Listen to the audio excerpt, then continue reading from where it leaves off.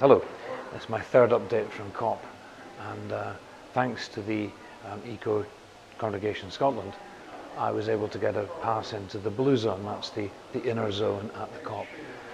And so with a certain amount of trepidation and a certain amount of excitement, I went along with the rest of the Anglican delegation, and having gone on train and then bus and then walking and getting into the blue zone, gosh, what a shock.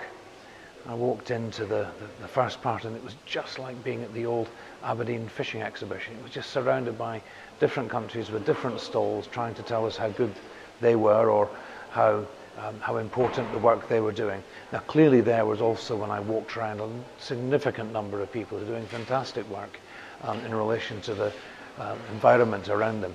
But I was very conscious that the poorer countries clearly had far fewer resources, and there were some stands from oil-rich countries which were dramatically wonderful, and I found that quite tricky. And I thought, is this what this is all about?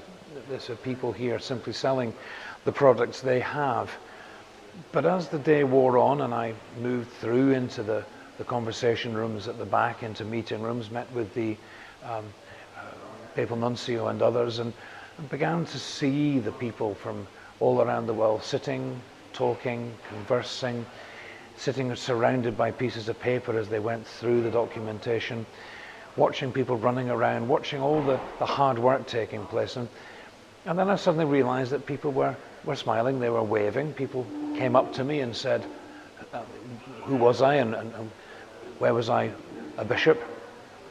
And I began to recognize that there was a huge amount of work going on. And this wasn't going to suddenly lead to a eureka moment, because in fact much of this work is done by the experts who know what decisions have to be made, who know what the problems are. And the rest of us, well, we were continually reminding them of how important it is for us and for the world for there to be hope for the future, and that there needs to be a real effort on behalf of us all. And as I've said in the other two updates, continually reminding people it's not just what we do for ourselves, it's not just what we do in our own lives, but it's how we ensure that the richer countries of the world share their wealth, so that the poorer countries, many of whom have not caused the problems of confronting us, that in that sharing the whole world can move forward and the whole world can be saved. I've enjoyed the experience. It's tiring.